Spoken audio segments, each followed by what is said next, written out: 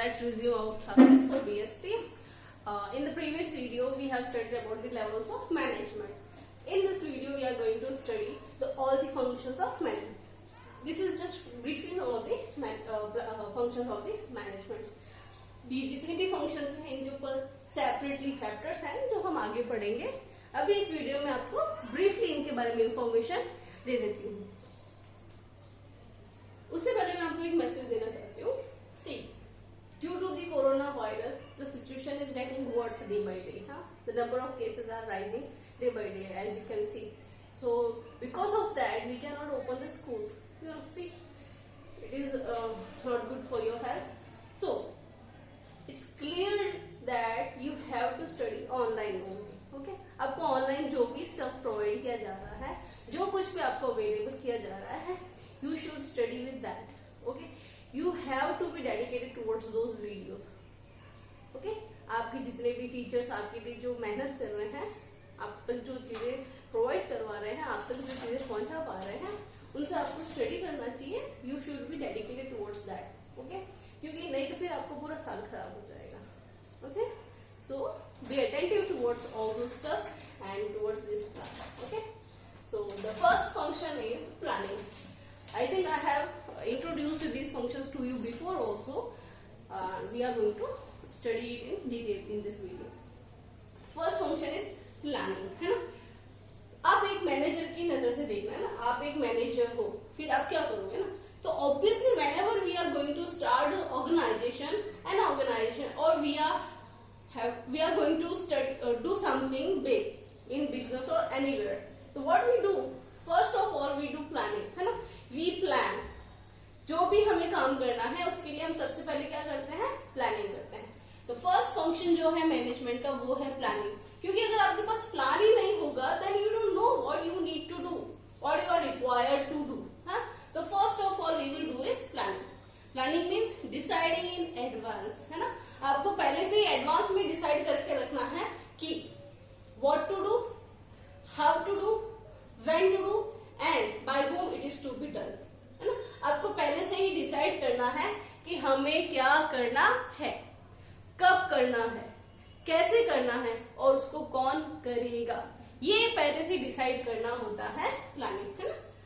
तो this is called planning. Planning क्या करता है?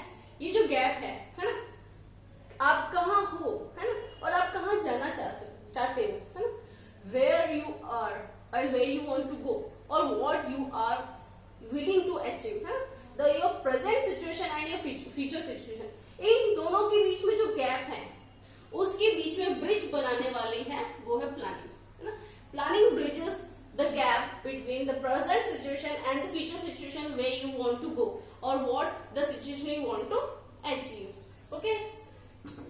And of course it sets goals for the organisation. Organisation के लिए गोल्स जो है वो प्लानिंग सेट करता है. लाइक जैसे मेरा इस महीने का गोल हो गया कि मैं 1 लाख यूनिट सेल करूंगी, है ना?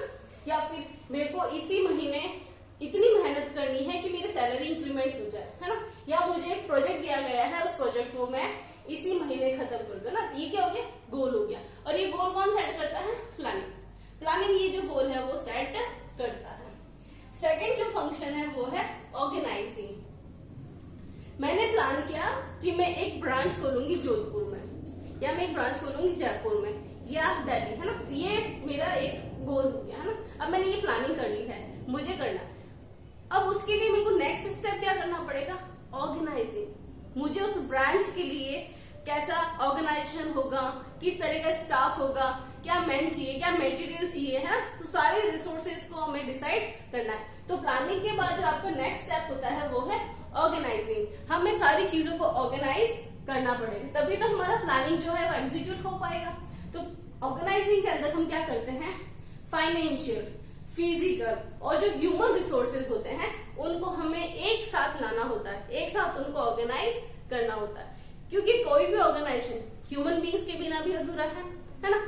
फिजिकल जो रिसोर्सेज होते हैं लाइक कैपिटल हो गया या जो भी है ना, कैपिटल, कैश, मशीन्स एटसेट्रा, उनकी भी हमें सख्त जरूरत है. एंड देन फाइनेंशियल, पैसों की जरूरत है ना. तो इन तीनों चीजों को ऑर्गेनाइज करना, इन तीनों चीजों को एक साथ लाना, ये काम है ऑर्गेनाइजिंग का, है ना? ये क्या करता है? इन तीनों फाइनेंशियल एंड ह्यूमन रिसोर्सेज, इन तीनों के बीच में एक रिलेशनशिप स्टार्ट करता है। क्या करता है? रिलेशनशिप डेवलप करता है कि जो ह्यूमन बींग्स हैं कौन से रिसोर्सेज को, कौन से फाइनेंस को किस तरीके से यूज करेंगे, ये ऑर्गेनाइजिंग डिसाइड करता है। Example, there is a principal in your school, there is teacher in your school, there is peon in school, है ना। अब ये तीनों ही ह्यूमन रिसोर्स है। क्या है? Human resource. अब इन तीनों को ही कौन सा काम करना है, कैसे काम करना है, ये ऑर्गेनाइजिंग के अंदर ही डिसाइड किया जाता है ना। ऑर्गेनाइजिंग जैसे ना, बहुत सीधी सी बात है, मैंने एक स्कूल खोलने का सोचा है, तो उस स्कूल में प्रिंसिपल, टीचर्स एंड पियोन्स होंगे ना। तो this is an organisation which I am going to set up. तो देयर आर प्रिंसिपल, है। तो आई हैव टू डिसाइड, और organising have to decide what principal is going to do, what teachers are going to do, and what peon is going to do, and what kind of resources they are going to use is all decided in organizing, है। and financial position या जो financial resources हैं वो भी वो अपनी position के according decide करेंगे या use करेंगे। तो this is called organizing. Obviously it clarifies positions of these people and working relationship, है ना। अब जैसे जो प्रिंसिपल है, टीचर है, ठीक है, या जो भी रिसोर्सेज हैं, पियोन है, तो इन सबके बीच में क्या रिलेशनशिप रहेगी, ये ऑर्गेनाइजिंग डिसाइड करता है ना। Principal will be the boss of teachers, teachers will be the boss of the students, they are going to teach the kids, principal is going to take the crucial decisions of the school and etcetera, ना। तो ये सब कुछ कौन decide करता है? Organising decide करता है। ओके, थर्ड है आपका स्टाफिंग। ये हमने डिसाइड कर लिया, स्कूल में एक प्रिंसिपल होगा, एक टीचर होगा, पियोन होंगे, बच्चे होंगे, किस तरीके से बैठेंगे, कहाँ कहाँ कैसे रूम्स होंगे, ये हमने डिसाइड कर लिया। अब हमारा जो नेक्स्ट स्टेप होगा वो क्या होगा? स्टाफिंग, है ना। ये जो प्रिंसिपल की पोजीशन है, टीचर की पोजीशन है, पियोन की पोजीशन है, और भी बहुत सारे जो ह्यूमन रिसोर्सेज या जो और भी बहुत सारे पोजीशन होंगी जो हमने डिसाइड कर लिए। अब इन पोजीशन को फिल करना, है ना।